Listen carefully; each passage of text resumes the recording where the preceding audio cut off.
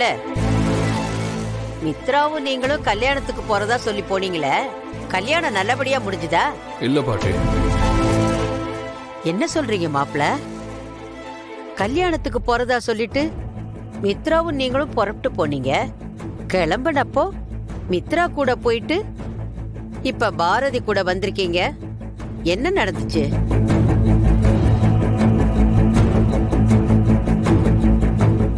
மாப்ள, நான் உங்களை தான் கேக்குறேன். பதில் பேசாம ஏதோ யோசனை பண்ணிக்கிட்டு இருக்கீங்க. பாட்டி, உங்ககிட்ட ஒரு முக்கியமான விஷயம் சொல்லணும்.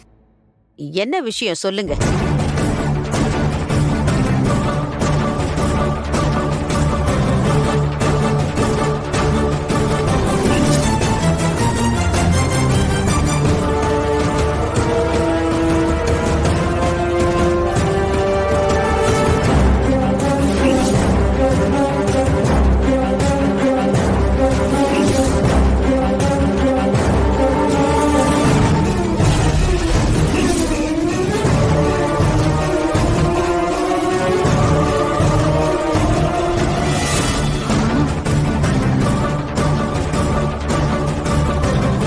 மாப்ள, நீங்க என்ன சொல்றீங்க?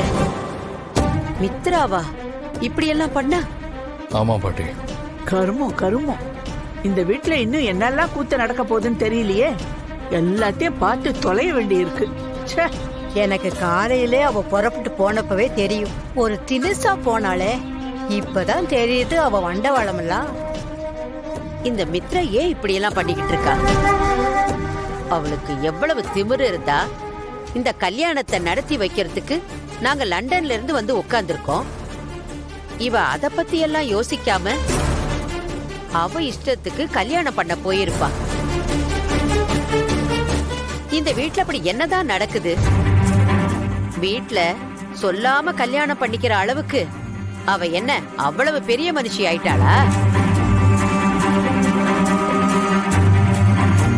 சுதாகர், என்ன இதெல்லாம்? உனக்கு இத பத்தி எதுவும் தெரியாதா? பாட்டி, எனக்கே இப்போ ஆதி சொல்லிதான் இந்த விஷயம் தெரியும். மித்ரா இத பத்தி என்கிட்ட எதுவுமே சொல்லல. இது நல்ல கதையாவுல இருக்கு. இன்னைக்கு அவ வரட்டும். ஏன் இப்படி பண்ணேன்னு ரெண்டுல ஒண்ணு கேட்காம விட போறதில்லை.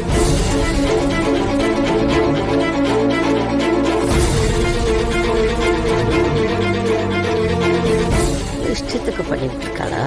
மித்ரா,